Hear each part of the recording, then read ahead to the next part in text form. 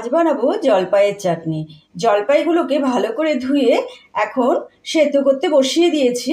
ওপরে সামান্য লবণ দিয়ে দিলাম।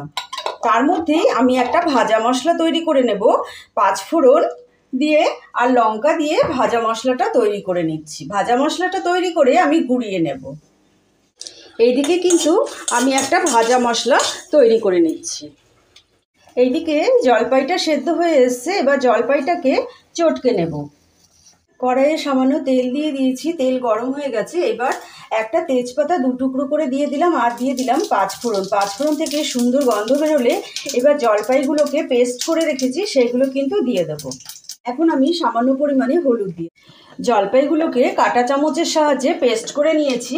বীজটাও কিন্তু আছে। এবার ভালো করে এটাকে ভাজা করে নেব। জলপাই কিন্তু ভীষণ টক, সেই জন্য বেশ পরিমাণে একটুখানি লবণটা দিতে হবে। লবণ দিয়ে আবার এটাকে আমি একটু ভাজা করে নিচ্ছি। গ্যাসের ফ্লেম কিন্তু একদম লো আছে। 300 গ্রাম আমি জলপাই নিয়েছিলাম, সেই জন্য 300 পরিমাণেই আমি চিনিটা ব্যবহার করলাম। চিনিটা ব্যবহার করে এবার একটু লো ফ্লেম করে ঢাকনা চাপা দিয়ে দেবো। চিনিটা আমাদের গলে যাবে। আমাদের চিনি গলে গেছে। জলপাই চাটনি কিন্তু সম্পূর্ণ হয়ে গেছে। এটা তো চাটনি নয়, একদম আচারের মতন হয়ে গেছে। এটাতে এখন আমি যে ভাজা মশলাটা করলাম, ভাজা মশলাটা বেশ ভালো পরিমাণে দিয়ে দিলাম। এবার আমি নামিয়ে দেবো। এই চাটনিতে কিন্তু কোনো রকমভাবে জল ব্যবহার করবেন না।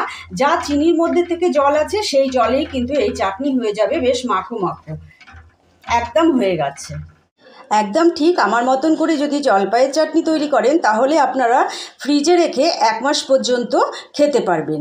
যদি ভালো লাগে আমার চ্যানেলটি তাহলে অবশ্যই কিন্তু লাইক, শেয়ার, কমেন্ট, সাবস্ক্রাইব অবশ্যই কিন্তু করবেন।